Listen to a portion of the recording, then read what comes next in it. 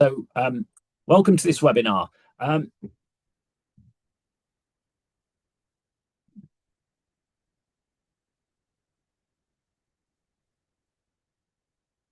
It's on the role and responsibilities of being a principal investigator. My name's, as Mike's already said, Jim Baxter, and I'm a research and development consultant at the University of Leeds.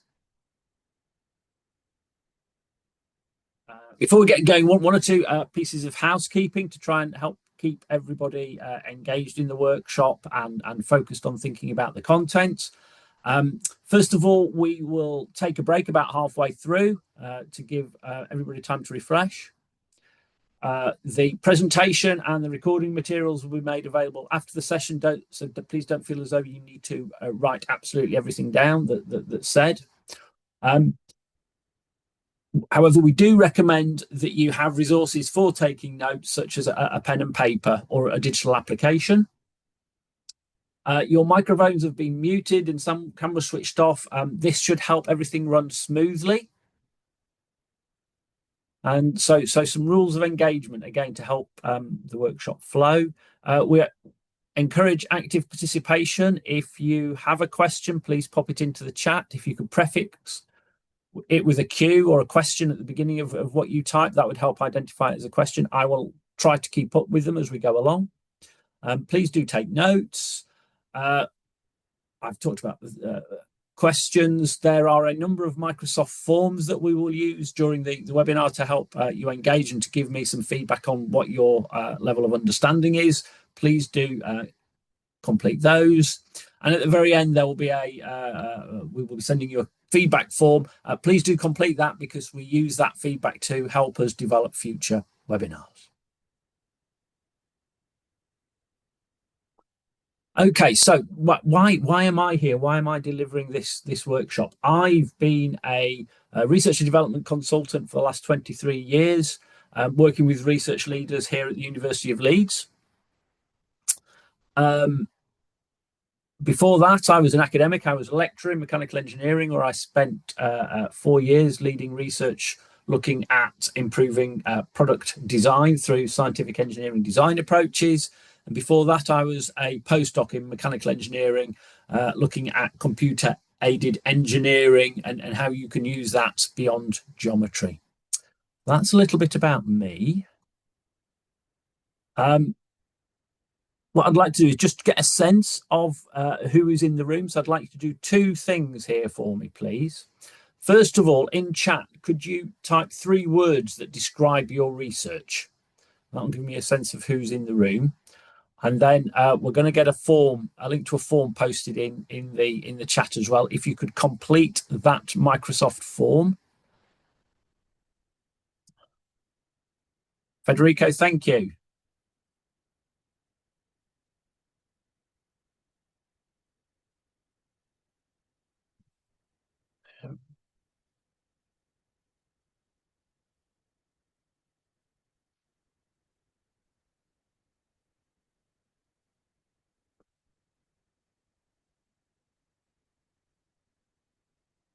Real mix already across discipline areas.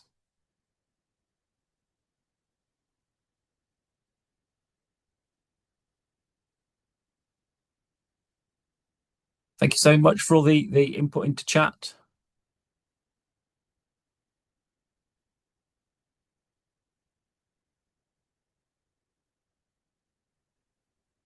Real range. Thank you very much.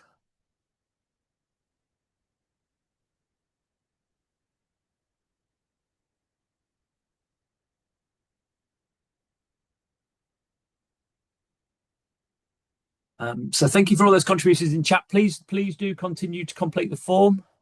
You should start to see the responses that are coming through on the slide that's up on the screen now.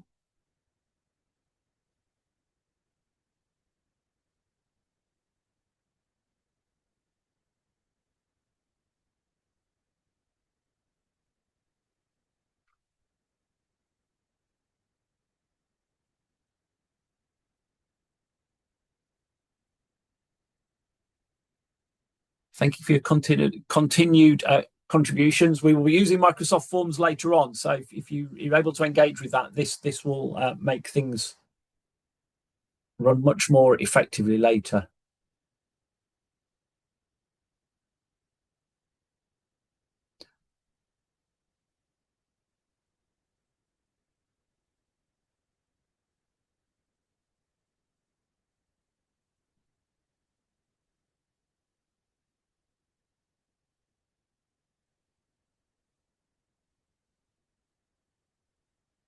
Thank you very much. Keep posting. This also gives me a sense of how long I need to give you chance to complete the form.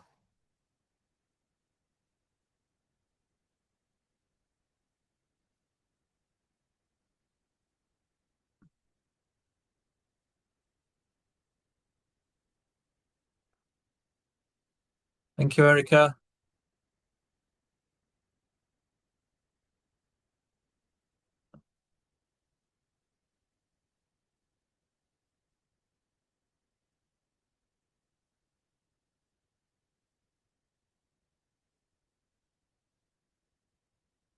Okay, thank you very much. So it looks like Laura, well done.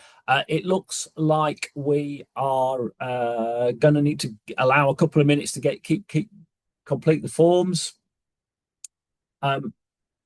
It's looking like at the moment, yeah, 6% of you don't have any experience of being a principal investigator or leading a project. Some of you have some experience of leading small grants. Small number of you are currently leading your first grant, and a reasonably small proportion have led more than one grant, which is really helpful. Really helpful. Thank you all so much. I'm going to move on. Before we get too much further into it, there's a couple of they're not, but I know they're not both acronyms. The first one is, so I will refer to a principal investigator or a PI. So when I say PI, I mean principal investigator. And if you haven't come across that sort of language before, it is the person leading the research project. It's the person with overall responsibility for that project. The another term that I will use is research staff. When I talk about research staff, I'm talking about postdocs mainly. Sometimes, certainly in the UK, we have people who work on projects as researchers who don't necessarily have a PhD, but in the vast majority of instances, it's a postdoc. So if I use the term postdoc, please treat that as being interchangeable with research staff and vice versa.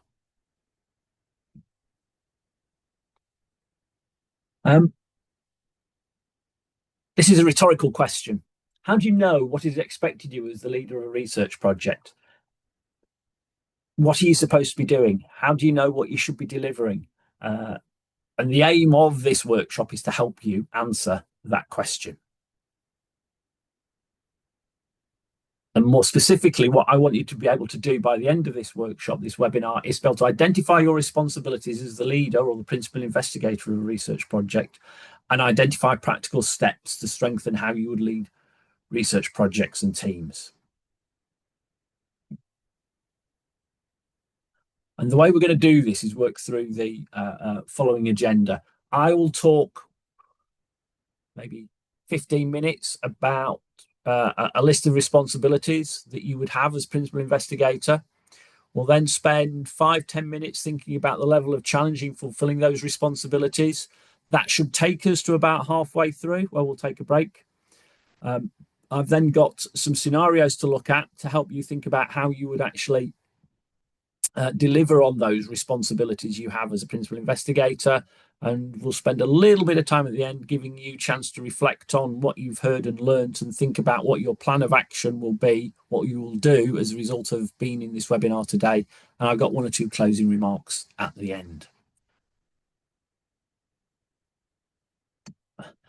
So first of all, let me just give you a little bit of background about where this set of responsibilities that I'm going to talk about came from. I looked at funder requirements, usually in the form of contracts. So, for example, the research councils in the United Kingdom, there are a number of charities that fund research. So I've looked at their contracts. Legislation, it typically is UK-based legislation, but no doubt that is reflected around the world. what is expected of universities, their behaviour, which is what institutional governance refers to.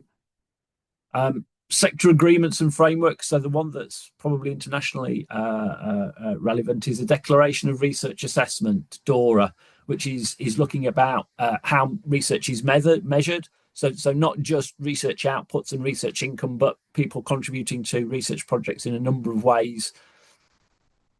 And then professional and disciplinary codes of practice. Worked through all of those documents and reflected on our knowledge of over 20 years of working research leaders and came up with a list of responsibilities.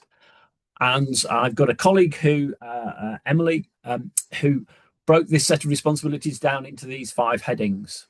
So there are 28 of them in total, and we've broken them down into these 5 headings. So leading the project and research governance, team leadership, leading people, managing people, making sure you comply with regulation and follow due diligence in your research, reporting the results of your research and engaging with your funder who's paid for it, and then dissemination and public engagement. And let's dive into each one of these in a little bit more detail. So the first one of these is lead and manage the project with integrity.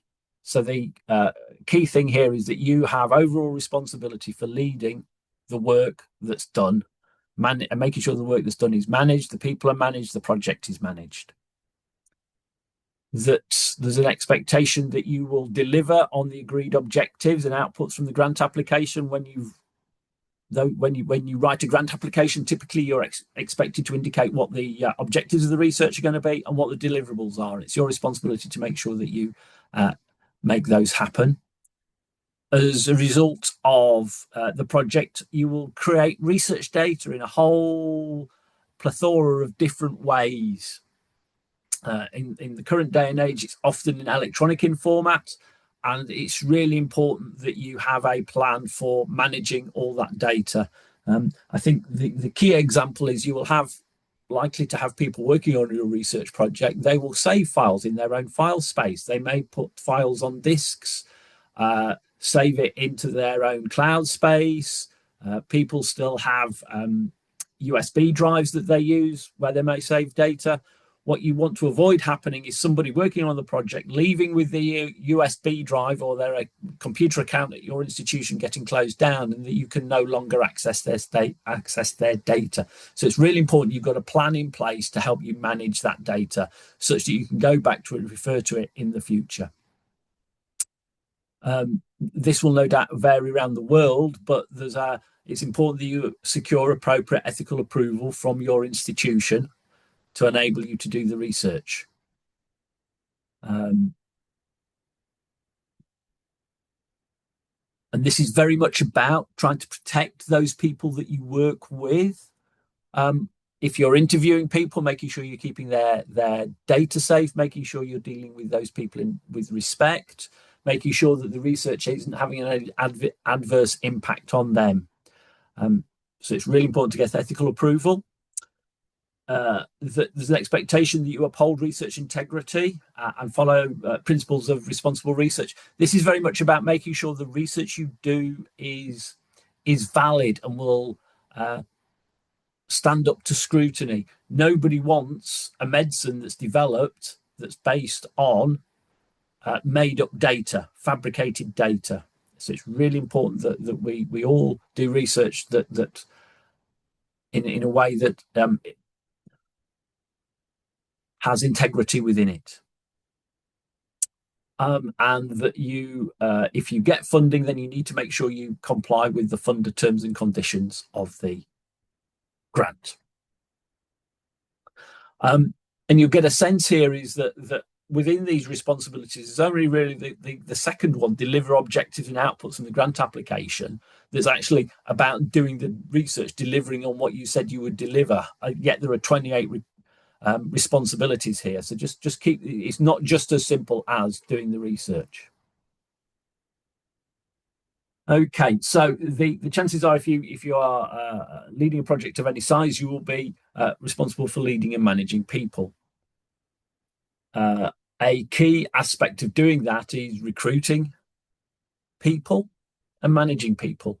Uh, well, one of the case study very much revolves around this recruitment and management. So I'm not going to dive too much into it, other than to say that actually making sure you get the best people on the project is really important. Also, you may have doctoral students who are recruited to work on the research. Make sure that you follow similar good practice in recruiting and supervising them as you would do staff. What you want, I suggest, is to create a culture within which the research is done, which is inclusive and supportive. You want people to do their best work, and they will do their best work when they feel that you have their best interests at heart, and actually thinking about how they develop as people, as well as making sure that they've got the environment that enables them to deliver on the research. Inherent in that is when you've got people, particularly people who work for a fixed time on your research projects, is you talk to them about their professional development and their career, and think about where they can go next. I suggest to you that you want people to leave you having had a great experience in the group. Then the next time that you come to recruit somebody, you will start to develop a reputation of, yes, that's a good person to go and work with. They will help you develop in their career. And in that way, that continues to help you attract the best postdocs, people that come and work with you. Okay, certainly in the UK, there is a lot of legislation around employment, health and safety, well-being. Make sure that you follow all of the policies and legislation where you work. And then the other thing it's important to do is not only recruit people carefully, but also help them leave in a managed way, which is what that engage with the end of the employment contract process means. So, for example, at Leeds, the staff who are on funding that is coming to an end have a meeting with the research leader, their manager, to talk about how the contract process is going to end 6 months before the end of the contract.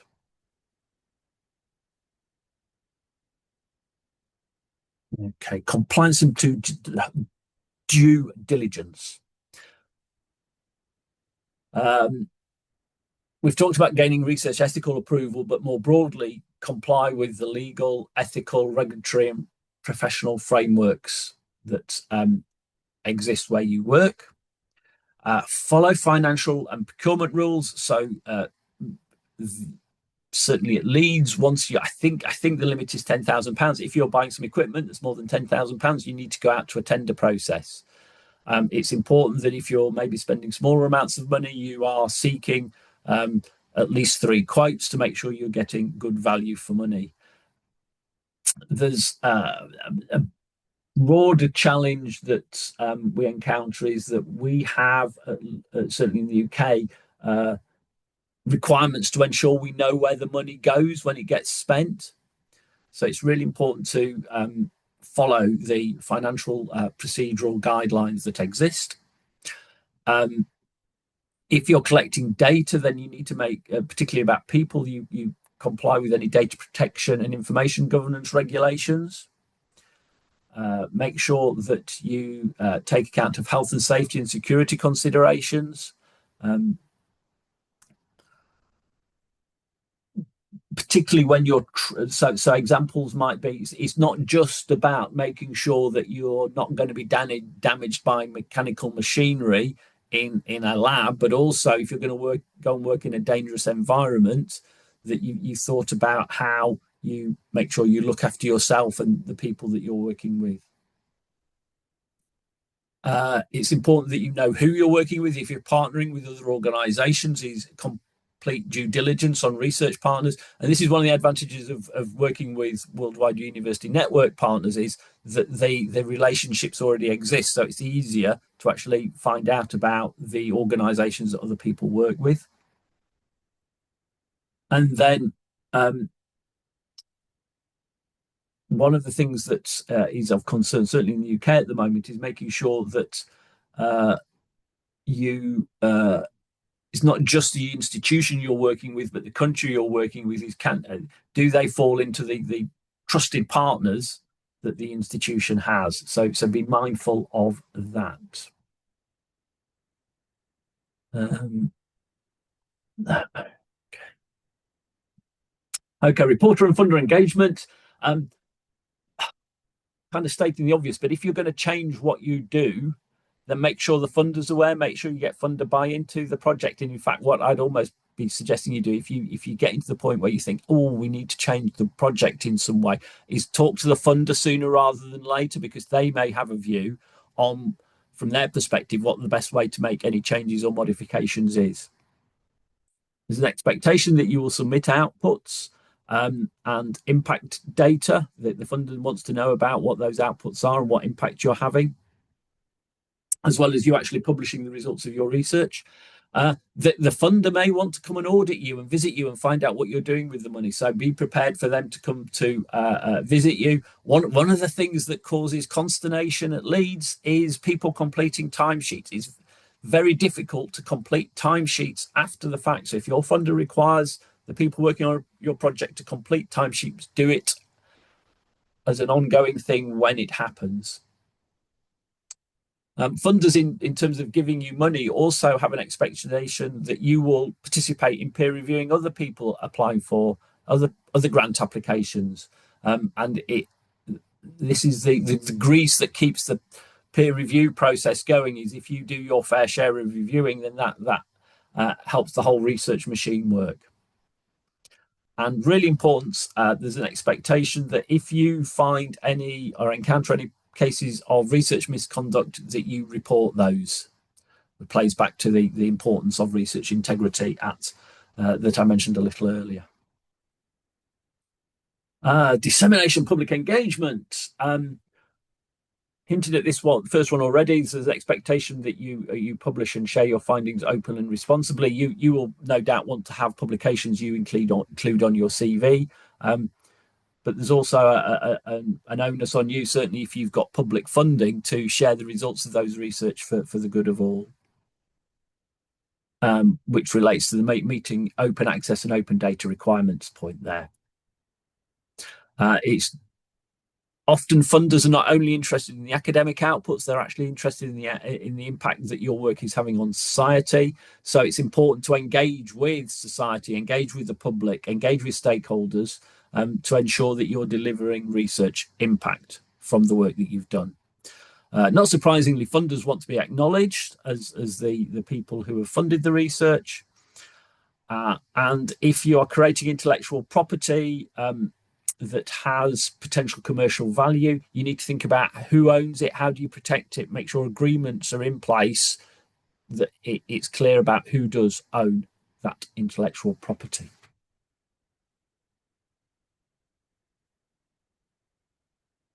Okay, so I've rattled through those 28 responsibilities there. I think there's quite a lot to take in. You'll get the slides afterwards, so you will have that list of responsibilities to refer back to. What I'd like you to do now is spend a little bit of time thinking about, reflecting on what would the challenges be for you in fulfilling those responsibilities. I suggest you get a pen and paper and note down, oh, I could do that. That's easy. That's straightforward. Oh, don't know what to do there. Not aware what that is. Actually, I've had this responsibility for before, and that can be a real challenge. So spend a little bit of time reflecting on what you think is challenging about that set of responsibilities. And at the same time, I've created another Microsoft form which gives you a list of, I think it's 6 or 7 challenges that I've encountered as a result of having this conversation with people in the past. And I'd like you to complete that form as well, which will help you reflect and indicate to what extent you would find the challenges listed there a challenge. I'm going to give you at least 5 minutes to do this. So I will have a look at the form and see how we're going at 16:35 by my clock. So 5 minutes. over to you.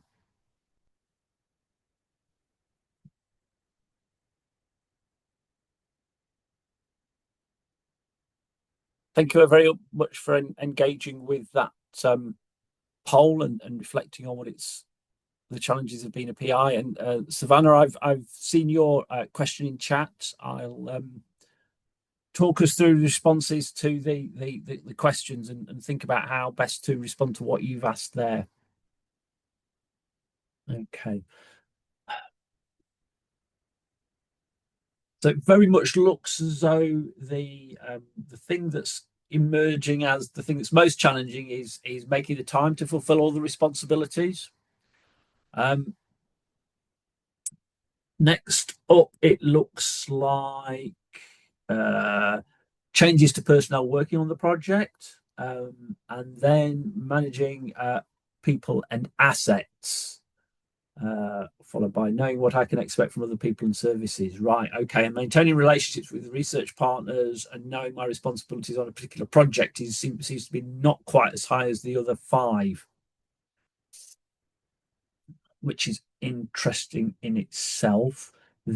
From my experience, having talked to people leading research projects, the thing that causes the greatest challenge is managing people. So the 5th one on the list there, managing people, including cases where there are performance issues, is the one that they find most challenging. And I think that ends up emerging as more challenging than finding the time, because actually when things go wrong when you're managing people, it chews up a huge amount of time. So actually making sure you get the people management right is really important, because if you don't, then it takes time away from other things. And then let's see what else has come up.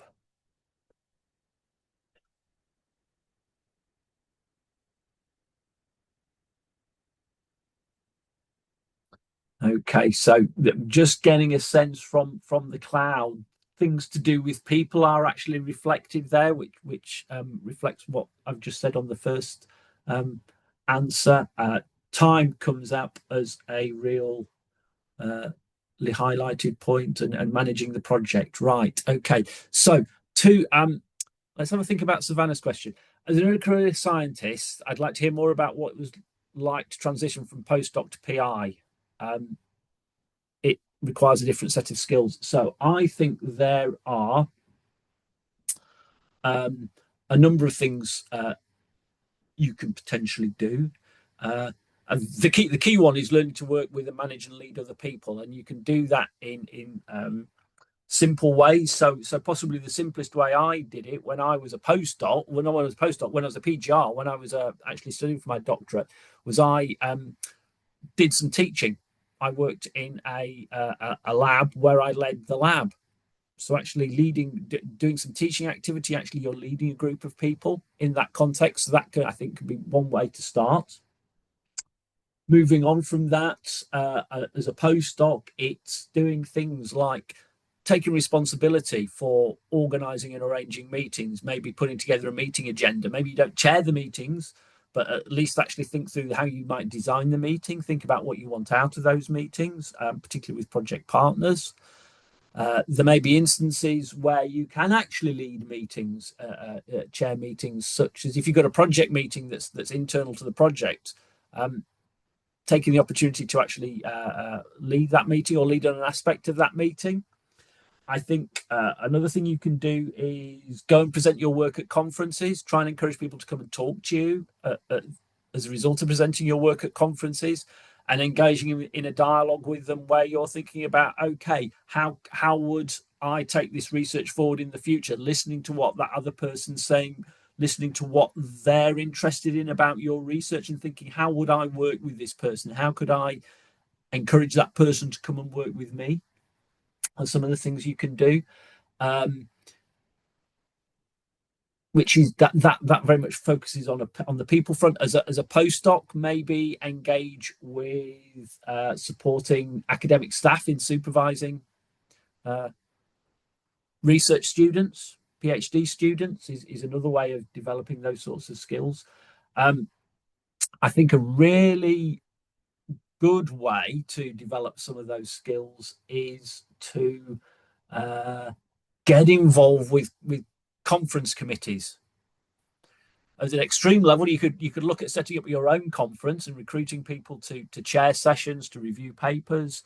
To maybe a simpler level is start attending a conference on a regular basis. Get engaged with the people who are organising that conference. Maybe look to see whether you can be included in the reviewer list at the next annual conference. Chairing sessions at conferences can be a great way of taking on some of these sorts of responsibilities you'd have to do as a principal investigator. Getting engaged with project management. So there may be, I don't know, a procurement activity for your project, buying a piece of equipment. You could take on doing some of the legwork of making that procurement happen. So I think those are all activities you could get involved with doing. How do you get to a point where you could start to help develop the skills to engage with those activities? One is to keep a close eye on what the people around you do who are leading research, and look at what you think they do well and learning from that. And then if you get opportunity, engage with professional development opportunities, training courses, workshops on leading, managing, on project management, on team working, are all great ways to get involved with developing some of those broader leadership and management skills. Savannah and others, I hope that what I've just said there helps answer some of your question. And if you've got any more specific questions, do keep coming back in the chat to them.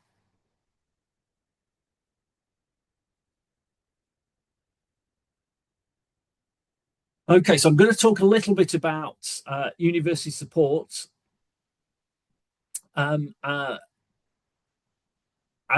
they can help you in fulfilling these responsibilities. I'm going to talk about very much University of Leeds focused examples, but trying to talk them in broadly generic terms so they're meaningful to your context. But you'll have to do a little bit of work trying to relate them to your own university. So just be prepared for the fact that inevitably I will talk about what happens in my local context. However, before I get into that, let me put a different context onto what I want to say.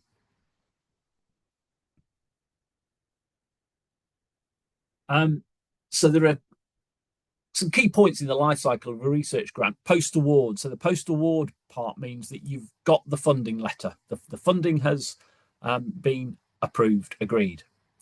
So the first thing you need to do, or the first thing that will happen, is what we refer to as grant mobilization. This is about setting up accounts, finance accounts that allow you to actually spend the money that you've got as part of the research grant. Once you've got that set up, then you've got the money available to you. You can go through a process of recruiting somebody to work on the project. You've got the money, so you can pay them, so you can recruit somebody. You can pay for the recruitment process.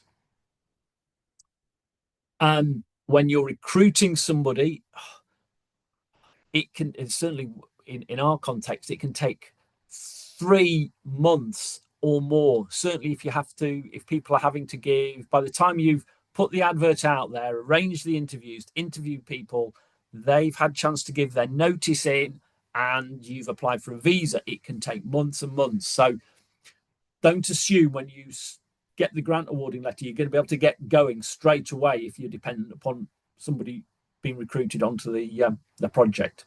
Plan for the time it takes to recruit. Once you've recruited somebody, take them through the process of induction. Don't be surprised when they turn up on the first day.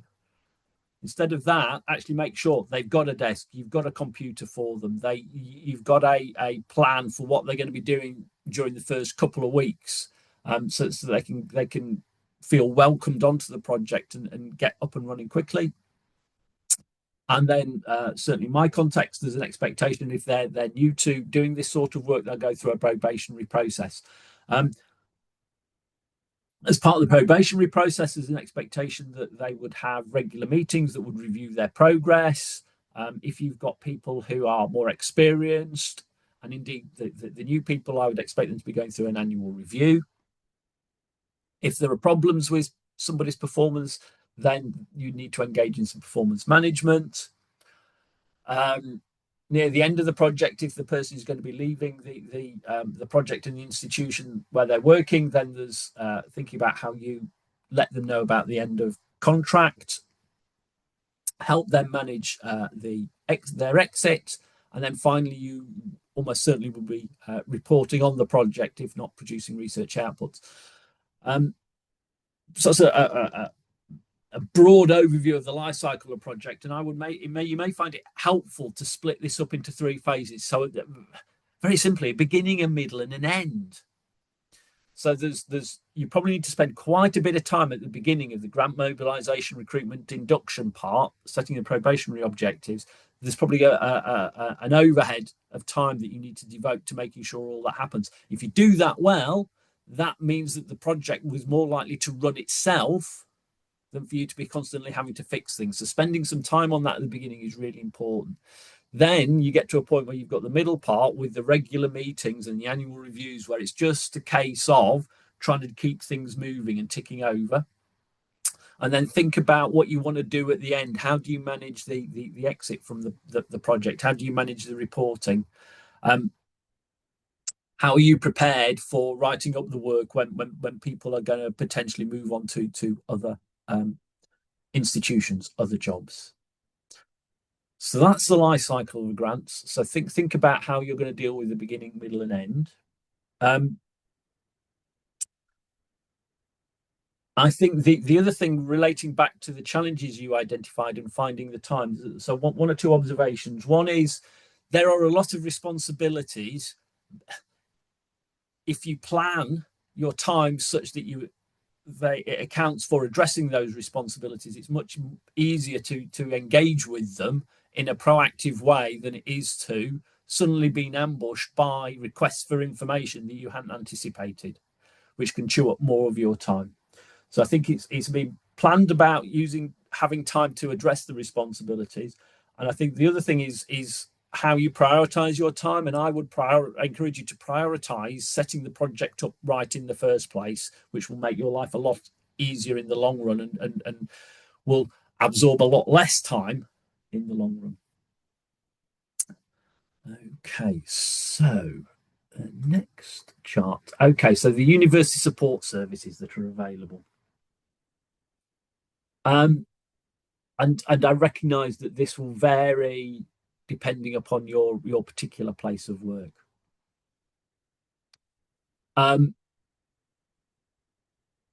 There is likely to be some form of research support, research management function that will help with administering, running research activity at your institution. That may fall within the finance or the grant administration function at your institution. And certainly it leads, one of the things that is really important is that the people who work in the finance function are the ones that send the invoices to the funders and make sure the money comes into the institution. So there's a whole activity there that takes place behind the scenes that I see very little of, but actually makes sure the money comes in and requires somebody with financial processing knowledge to make that happen. So there's a big chunk of work there that's done centrally. The other thing that is done centrally, so if you're going through some large procurement process, need to be spending money, there's a whole finance function will help with that. We'll have systems and processes in place to help with that. We'll have systems and processes to help with making sure that you spend the money wisely, that the money is going to the right organizations, that you're following the financial regulation that exists in your particular context. So that's, whilst it's your responsibility to make sure that you follow those financial regulations, the systems and processes that your institution has will help you do that. And I'm jumping to the last point on the slide already. A thing that I would strongly encourage you to do as somebody who is leading a project is get to know the person that looks after that activity for your grant. they will help you in the long run anticipate the challenges you're going to encounter, and will have experienced maybe some of the challenges you've encountered that you will encounter themselves numbers of times before, and can help you anticipate and deal with them. At Leeds, we have in fact, we've got a people and cultural director. The people and cultural director of the human resources function, or the personnel function, the function that helps with hiring staff and making sure that they have employment contracts. Possibly the most critical phase of the whole project is that recruitment phase, getting the right people employed on the grant in the first place, and actually engaging with the people processes around recruitment, around contracting, around managing people, I think are crucially important.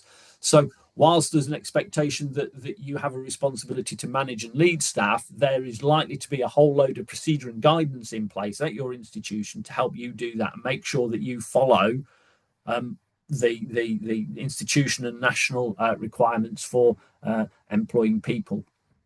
And again, get to know that person who works in personnel, who works in human resources, who is going to be looking after your grant, and that person again will have, the likelihood is they will have encountered a number of different situations over time that you maybe only ever encounter once in a career, and will help you deal and manage that.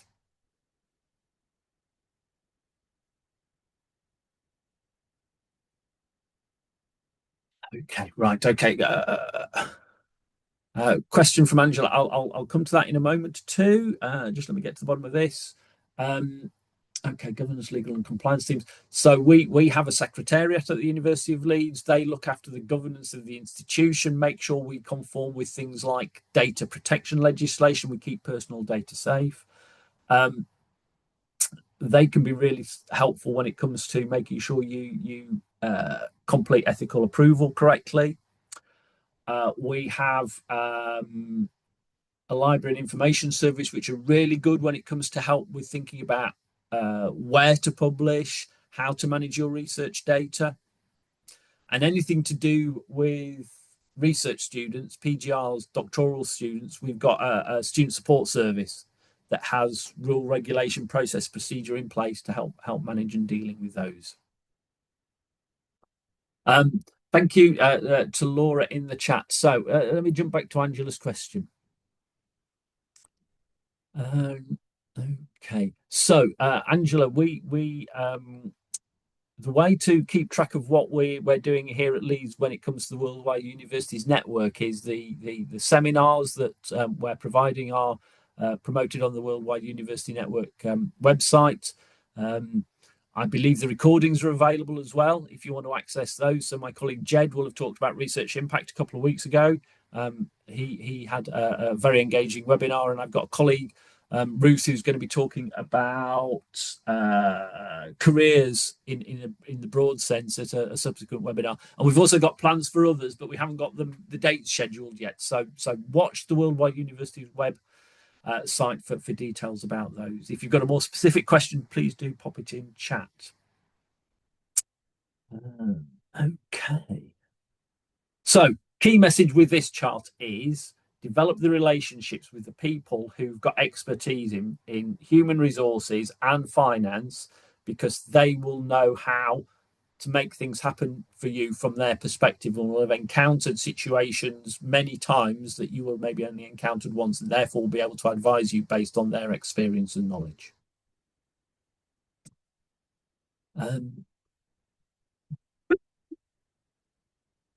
Excuse me. Right. So in terms of working and talking with people in professional services, the point of this slide is to say you as a principal investigator will have knowledge. The support person you are talking to will have knowledge. Sometimes you will each have your own knowledge. Sometimes there will be overlapping knowledge. It gets problematic when you assume, as the PI, the support person has the knowledge, and it also works the other way around. It becomes problematic when the support person assumes the PI has the knowledge, when actually that knowledge exists with somebody else, some other person. So when you're working with other people on the project with the functions within your institution. Keep an open mind about where the knowledge lies. Don't assume that they will have an answer. Oftentimes, it's about trying to collectively work out what each other knows, what the nature of the problem is, and how you go about solving the problem, and identifying that actually the solution to the problem may well lie outside your knowledge, your collective knowledge.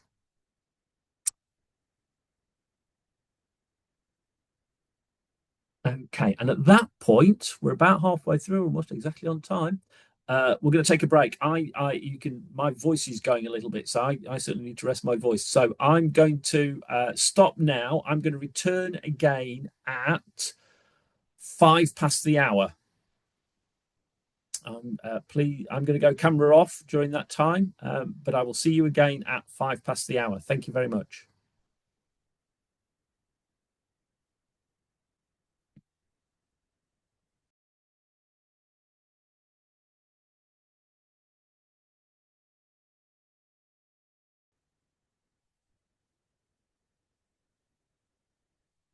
Welcome back, everybody.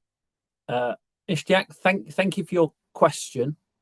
Ishtiaq's question was, as a researcher from the engineering field, my interaction is very materialistic and direct. It seems like you need more than that as a PI. How do you navigate this situation? So I think I would start with referring back to some of what I've already said, is look for ways of interacting with people that may exist in your day-to-day work as at the moment, through teaching, through organising seminars, through potentially getting involved in managing conferences. The other thoughts I've got are, and certainly maybe this is where even I started out, is I think the first job I did was organise a work social event. As when I was a doctoral student, I organised a night out, and that didn't have anything to do with the research I was doing, but it did involve me having to work with people, ask people where they wanted to go, make the arrangements, make sure people knew when and where they wanted to be. So it's a matter of looking for ways of engaging with people. There's the old challenge, certainly if you work in a lab, is how do you work in a lab that involves glassware, is how do you make sure all the glassware is kept clean? How do you make sure that usage of things like fridges and equipment is done in a way that means that the next person that comes along can pick up the piece of equipment and can be certain about the quality of the reagents that they're using. So taking on some of the activities that involve people within the context with which you work, I think is one thing I'd observe. A second thing I'd observe is that I think it's really important to have a clear sense of purpose. So if you apply for research funding, you need to be successful. You need to have a clear research vision. You need to have a clarity of objectives, and apply that same thinking to most of what you do. You will have seen that within this workshop, I set a set of objectives at the beginning. That's what I'm aiming to deliver on throughout this workshop, and that's where I keep going back to. If you're running a meeting, what's the purpose of the meeting? What do you want out of the meeting? So having a sense of where you want to get to with any activity, having clarity of vision. And then if you really want to disappear down the rabbit hole, there is lots and lots and lots of material on leading. There'll be material on the internet, there'll be books. Go and dip into that. I think other than having a clear vision, a clear sense of purpose, I think the other thing that I found really, really valuable is when somebody said to me, what's your motivation for doing this? So actually spending time talking to the people around you to understand what their motivation for being in the lab is, doing the research work is, engaging in the interviews. And in my experience, and in the same way that every student is different, every person I work with is different, have got different motivations and interests. And actually, as somebody who is leading a project, what I'm looking to do is to make sure there is alignment between what that person is doing on their project and their motivations and interests. Yes, every once in a while, there are things that have to be done that nobody particularly wants to do. But most of the time, you can adjust who does what, such that it gets the best fit with what the project needs and their interests and motivations. So it's looking for opportunities to work with people such that you can adjust to meet their interests and opportunities. So I go back to organizing the social event. Is what did people want out of that social event? What sort of budgets were they looking for? What did they want, something that was late at night, or did they want something during the day? So look for opportunities to work with people when there isn't that materialistic output.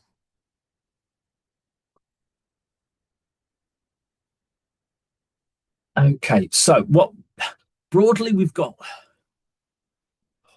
maybe 40 minutes to look at each of the total of these three scenarios. If we chop that up into 10-15 minutes for each one, then that will get us to where we want to be. So we've got a scenario that's to do with the postdoc performance. We've got a scenario which is to do with the question of integrity, and we've got a scenario to do with a researcher going on leave. And broadly, we're going to follow the same pattern each time we work through these scenarios. So the pattern we'll go through a postdoc will repeat with the other two. So the way we're going to do this is I've got a scenario here. I will quickly cover what the content of this is on this slide. We'll get a link to a Microsoft form posted in the chat. The content on this slide is repeated at the beginning of the Microsoft form. So you don't need to refer back to the slide all the time. The content is at the beginning of the Microsoft form. And then each of these scenarios underneath, there are 3 or 4 questions, each with 3 options. And basically it's saying, what would you do in this particular situation? And what I want you to do is when I've just covered what the scenario is about, is go away, maybe spend 5 minutes thinking about how would I deal with this particular situation, and which of these options from these 3 or 4 questions would I choose. I'll get you to do that. Give you maybe 5 minutes. That we'll have a look at the answers, and we'll spend 5-10 minutes going through how we may deal with each particular situation. And this is about trying to give you an experience without having the experience. Think about, okay, if I was managing this postdoc, what would I do? And that helps you think about how you plan your future actions. So that's how we're going to approach each scenario. Do access the web form, and what's the top of the web form is repeated on what's this slide. So let's have a look at what this scenario is. So broadly, you've a postdoc, Derek, has been recruited. He did really well at interview. He's got through the probation process, but there started to be concerns about the quality of the work that he's doing, about the accuracy of his records. That this was picked up in his first year, and things did improve, but recently the analytical insight he's been provided hasn't been what it should be. There's also a notion there's another postdoc also working on this project who's doing a really good job, and Derek just isn't keeping up with this other postdoc that's doing a really good job. If you've got any questions about the process or the case study, please pop them in chat. But what I'm going to do now is, I'll keep an eye on chat, but I'm broadly going to let you go away for 5 minutes and have a think about this and complete the form. So I'm going to bring us all back together at 12, 7. I'm going to call it 18 minutes past the hour.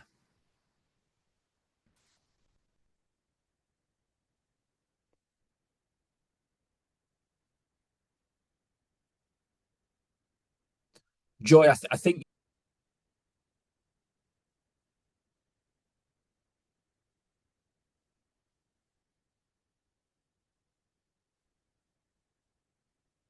Thank you, everybody, very much. If you haven't submitted a response yet, please do. We'll catch up with the data. So very clearly, you're suggesting that we should hold a supportive, evidence-based conversation with Derek to clarify expectation and explore any underlying issues as a first step. I think it's really important that you adopt this approach. I think escalating things too quickly can be problematic when there might be some perfectly reasonable explanation behind what's going on. And I refer to the conversation what I was talking to you about just before we got into this case study about getting to understand people's motivations. People may have things going on behind the scenes that are causing them to behave in different ways. So that's the first step. So well done on that one. And then the next one, what do you do next? Okay, so again, this is a bit of a tough call. At what point do you jump into starting formal disciplinary proceedings?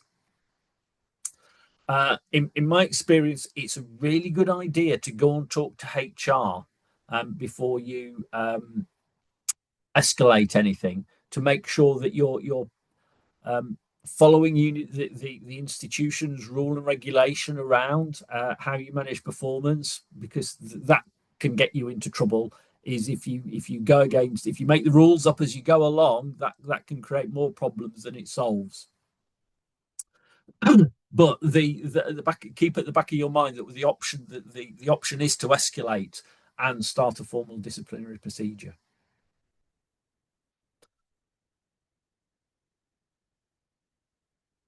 Okay. What would you do in the future? Um, the uh, Taking care with the recruitment process, I think, is really important. It's one thing having a structured set of questions that you talk to somebody at recruitment. It's another. You can also look at their publication record, the quality of the application. Again, I think that's really important.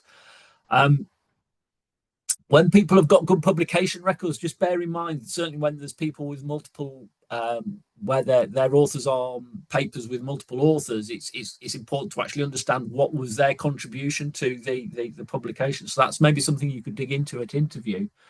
I think the key thing, though, is actually thinking about what could you get the applicant doing at the point where you interview them. So an example I came across the other day where we have a company in the UK called Dyson who make things like vacuum cleaners and heating fans and dryers in cloakrooms. So really innovative, creative company. And one of the examples they used was they were getting some people in to help think about how they solve the next product problem, and what they did was they presented them with the problem.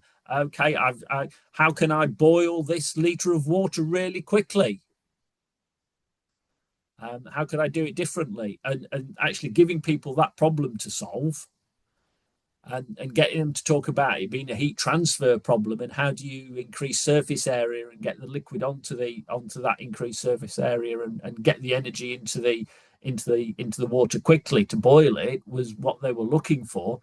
And that maybe gives you much greater insight into somebody coming into creatively problem solving product design than asking them about what they've done in the past. So presenting them with a new problem would be one example.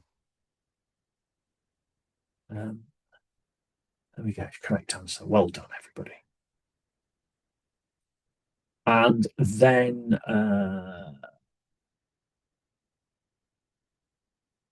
what would you do during probation? The key thing here is to set really clear probationary objectives that tie in with what you want the postdoc to be doing in the lab, in the field, in terms of their analytical work. Make sure that you review their progress against those objectives, that you give them really clear feedback about where they're doing well is really important. Praising them is really important to encourage them, as well as where expectations are not being met. And if they're not meeting expectations, discussing with them what support they need to help meet on those expectations. Crucially, in amongst all of this, keep records of what's gone on, whether it's going well or badly. Keep records, and then you've got evidence to refer back to later on. And certainly from a procedural perspective in my context is that evidence is really, really important, because if you don't have the evidence, you have to go back to the beginning and start all over again with collecting the evidence. So thank you very much for engaging with that scenario. Let us move on to the next one. So we're going to go through the same process again. Oh no, we're not. We're going to. Sorry, I've forgotten. Here are the prompts that I think I've probably covered already. So when you're dealing with somebody that's maybe not performing well, look into what's going on in the life behind the work. See if there's something that's impacting at home. That there may have been a death in the family, sadly, and that's a distraction. But do it in a supportive way. Make sure that before you do anything, that you seek guidance from your human resources personnel function. And then if the situation doesn't improve, make sure you set clear objectives and monitor performance relative to those expectations, keeping notes. It's just a repeat of what I've already said.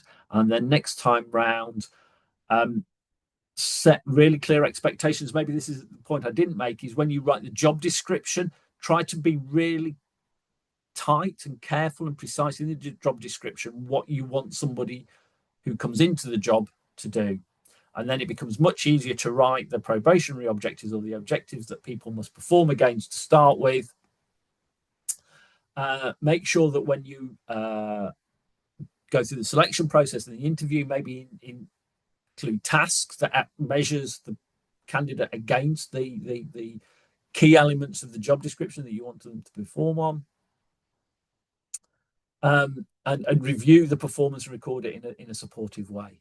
So if you want somebody to do some analytical work, maybe give them some content, some material, some data to talk through how they would analyze it. Don't necessarily expect them to analyze it there and then, but get them to talk about how they would. Okay, here's some data. What would you do with this? Talk through how you'd approach analyzing it. Might be something you could do. So those are the prompts for what would be a good process of dealing with that situation. Right. Okay. So the next scenario. So we're going to go through the same thing again. Overview scenario. We'll post a link to a form in the chat. There's I think there are 3 questions this time. There might be 4 to look at. So you're working with a manuscript with a senior, well-respected researcher. You have some concerns about the data that's been reported. There's maybe overstating what you can reasonably extrapolate from the data. Maybe there's even some manipulation of the data. You've got a double-edged sword with this. If you ignore the issue, it could undermine the credibility of the research work you're doing and your future research credibility and reputation going forward. However, if you report the situation, then there might be concerns around how you collaborate and work with that person in the future. What impact could that person have on you in your future work? So that's the context. There are some questions in the form. Again, I'm going to give you 5 minutes to think about that. So I will give you until 31 minutes past the hour. That's 5 minutes, 31 minutes past the hour to have a look at that form and think about what you would do in that situation.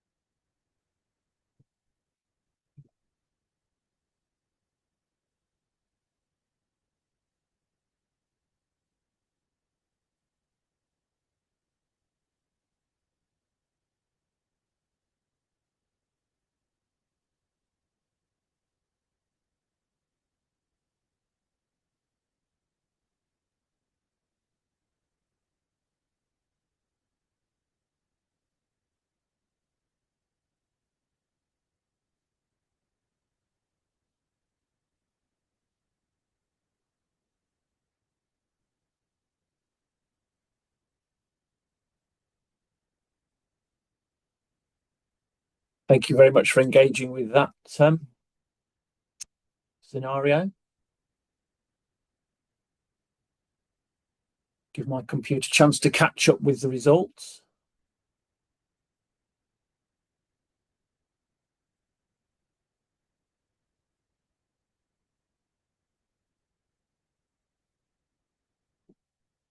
Not being cooperative.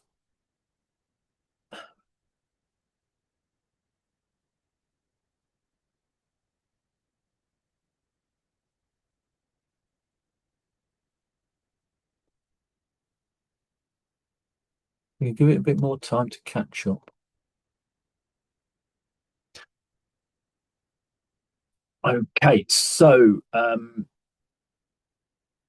you've noticed some discrepancies. What should you do first? And absolutely right. The correct answer here is to carefully review the data again to confirm the differences. Before you get into any sort of discussion, make sure you've got all your ducks lined up. You've got your evidence of what you think is going on really clearly documented.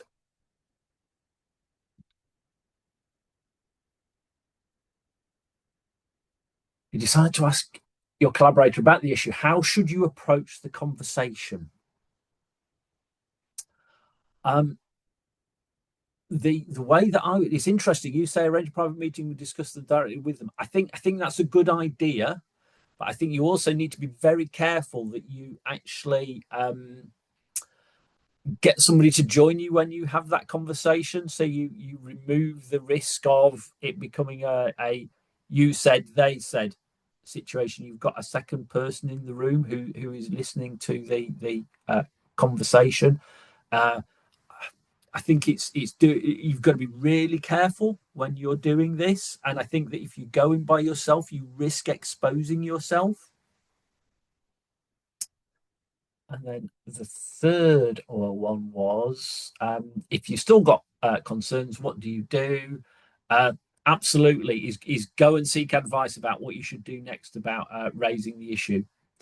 If you've got somebody who works in a research governance or research integrity function, then actually talking to that person as well will be a really good way of going.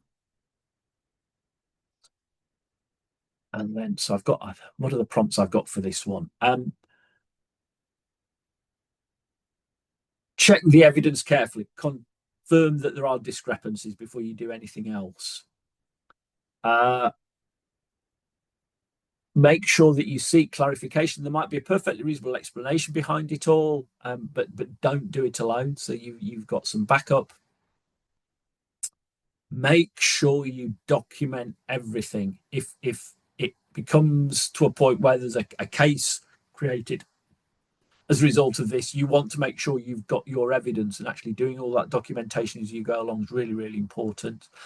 Seeking advice is crucially important here. That the making sure that you're not making the rules up as you go along. In the UK context, there's a UK Research and Innovation Office advisory service for dealing with things where there's issues of integrity. And then if concerns persist, follow the institution's formal research misconduct procedure. Again, we come back to, we don't want medicines in the world that have been created off the back of bad research. We don't want aeroplanes falling out of the sky because of bad research. It's really important that we maintain the credibility of research that is done. Okay. I'm keeping an eye on chat, so if anything does come up, any questions you want to ask, do post them in chat. And then next time round, it can be really helpful if you keep tight rein on the data from the get-go. So if you're working with other people, make sure you agree and document how you're going to manage the data, how you're going to share data. And one of the challenges can be deciding on authorship, is make sure that you agree all of that early on. And keep transparent records of what's going on, and check that you're following the approach to ensuring the quality of the data as the project goes along. And there's something called the authorship integrity toolkit that's you might want to use to think about who to include on research papers. The notion I use when talking to people about authorship is that the test is if the publication gets to the point where it has to be redacted, do you feel sufficiently in control of the content of the paper to actually stand by its content? And if not, then you probably shouldn't be an author on the paper. If you've got somebody who's an author on the paper that's had very little to do with the research for whatever reason, then they can't reasonably sign the paperwork with the publisher that says, yes, I undertake that the quality of the work within this is sound.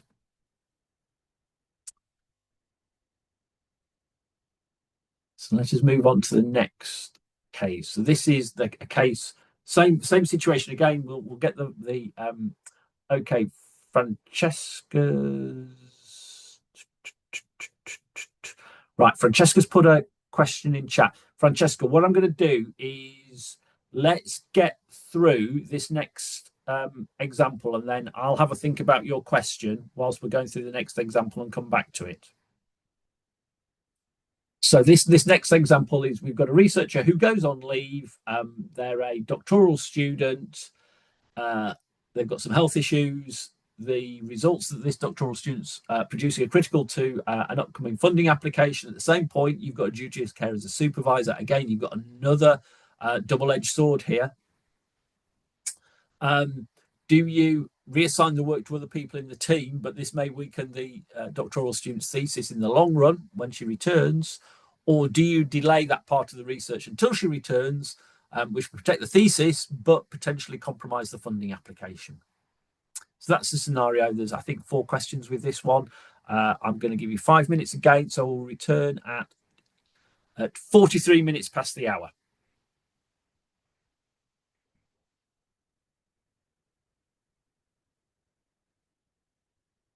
So I'm trying to get the results to come up. Give it a moment or two.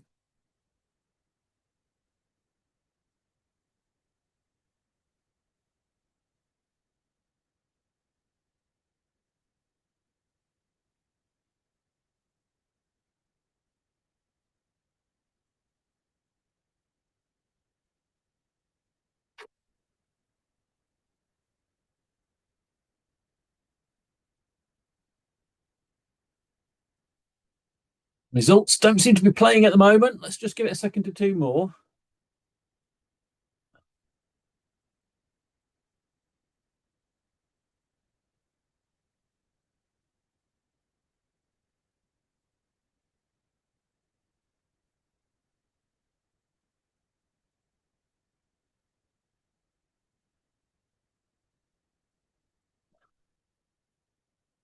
Charlie, thank you for your question. We'll see if we can wake the results up.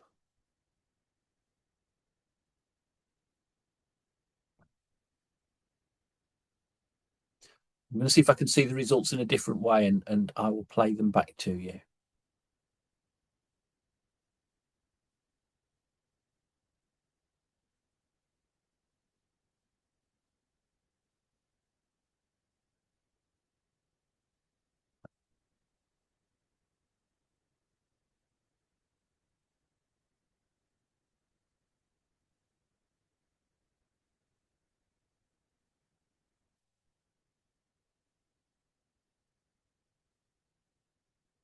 Okay, so I can see the results to the form, which don't appear to have shown up on the screen.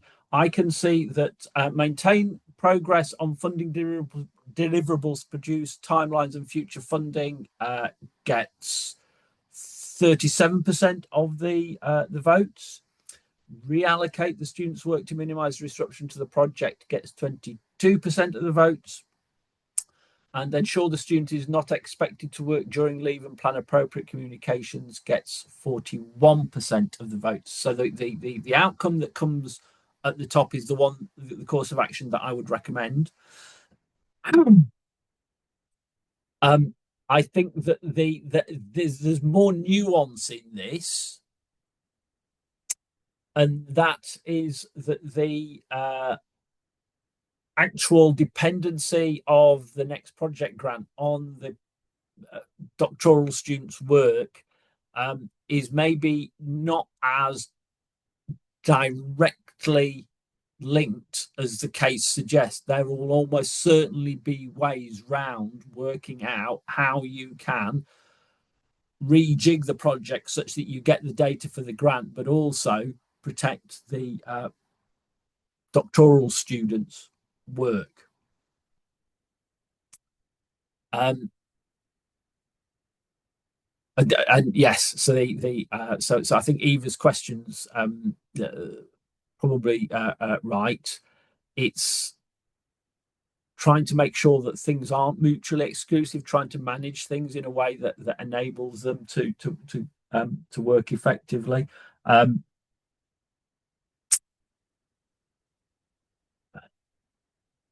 Let's move on because we're running out of time. Second question is: you're unsure how to balance project needs with your duty of care. Where should you seek guidance?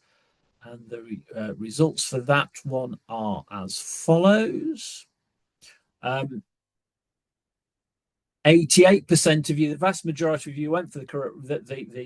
What I believe is the right answer is seek advice from those responsible for research students, e.g., the graduate school. 10% of you went for discuss the situation informally with other students and staff in the research group. Yes, there's maybe something to be said for doing that, but the real place for guidance in this situation is the people that are responsible for graduate students. The third question was: if parts of the project need to be paused or adjusted due to the student's absence, what is the most appropriate course of action? And the answers for that were 75% went for adjust timelines where possible, communicate with the funder and plan for the student's return. And then there was the other two answers had 12-13% each. And then the fourth question was: to reduce the impact of similar disruptions in the future, what is the most effective strategy? And the answers for that one were: everybody got that one right. Build flexibility into research plans and maintain a clear project risk register. I'm sorry the results haven't shown up on that form. I do not know what's going on there. Let us have a look at what the prompts are here. The researcher goes on leave. What's the current situation? Engage in an open, supportive communication with the researcher and don't pressure them while they're unwell, and discuss thesis expectations with them. Seek guidance from the graduate school, whoever is relevant. And this scenario is written if it's a doctoral student. If it's a member of staff, you need to think about what you do in that situation. And if it's that situation, that's when you get personnel human resources involved. And there may be visa considerations to take into account. Make sure you plan for the student's return and adjust work accordingly. Think creatively about how you adjust project timelines, how you approach the application process. And if you need to, communicate with the funder and your finance function. I think possibly more helpful here is, okay, so what is a project risk register? Let me come to that one in a moment. Research goes on leave. What do you do next time? Make sure you build flexibility into your research plans to manage unforeseen circumstances. Sure you know what the funder and university leave provisions are. Compile a risk register of your projects to avoid single points of failure. So there's a link there to strategic risk mapping. Broadly, what you do is think, what might go wrong with this project? If something goes wrong with the project, what's the consequence of that thing going on and what's the likelihood. And if you look, what you're looking for is those things that are going to have a high likelihood and a high consequence, and try and anticipate doing something about those before it happens, mitigate against them. And you can come up with a register of all those high level risks. So a high level risk that has a big impact on a project is the postdoc leaves 3 months before the end of the project, at the point in time where you're in the process of writing the crucial paper that comes out of the research. How do you deal with that situation? And the key thing there is to make sure that the data, information, thinking to enable you to write the paper isn't all in the postdoc's head, is that you've actually managed the data associated with the project, that somebody else could pick up the writing of the paper, even if the postdoc moved on. You may be dependent upon a particular access to a particular research site. If it's critical that you access that site, then make sure you're planning much further in advance to go to that site than you need to, such that you can anticipate any problems with accessing the site. And in an ideal world, you've got alternative sites that you might access should the access to that particular site fail. Right, so I've dealt with the risk register question.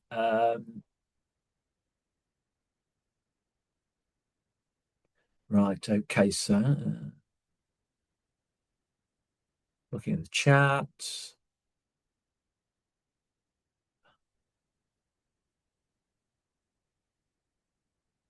Right, okay. So I think maybe the way to engage with this is to go to Francesca's question about somebody who's underperforming. They've spoken to HR, but the situation remains the same. It's a real tricky balance, is this? I think I would suggest that there are probably 4 things that I would be focusing on doing. One is being absolutely clear with somebody who is not performing that they are not performing. Be clear about what they expected performance is. Ask them about what their motivation is. Asking them about what would help them get to a point where they were performing at the right level. Be prepared to be clear about timescales. So don't expect the performance to improve overnight. Maybe think about how it might improve week by week, maybe over a couple of months. And possibly the most crucial thing I suggest is, what's the kindest thing to do? So if somebody isn't performing, realistically doesn't have a future as a researcher, maybe the kindest thing to do is to actually work with them to think about what else should they be doing by way of a career. There's no point in supporting them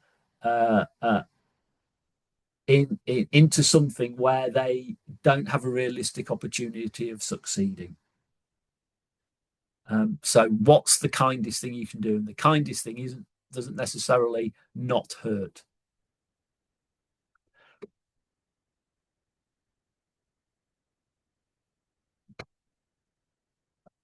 Francesca, I hope that helps. It's a really difficult situation. I've had situations myself where you're stuck between a rock and a hard place, and that you get to a point where you just need to manage the situation through. Okay.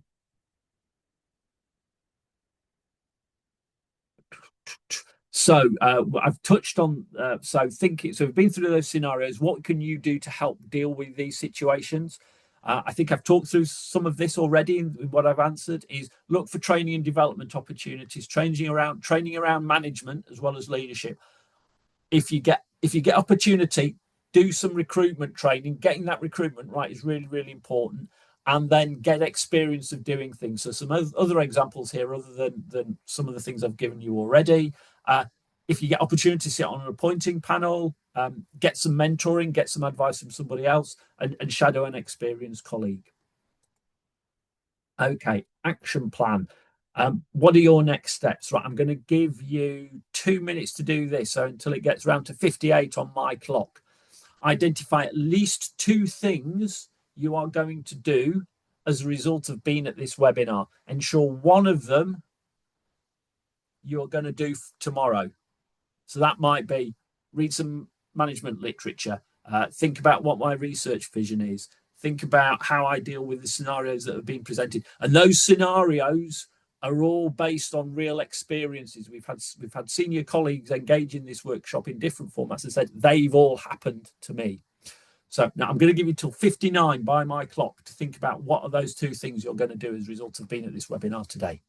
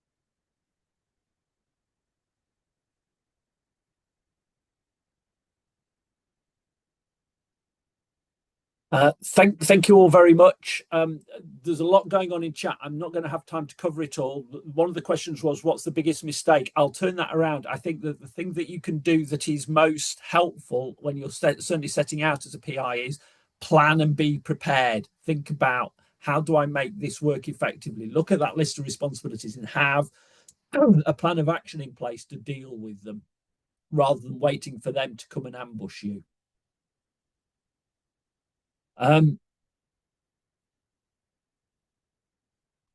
Okay. What's the summary? Set aside time for managing and administrating the project.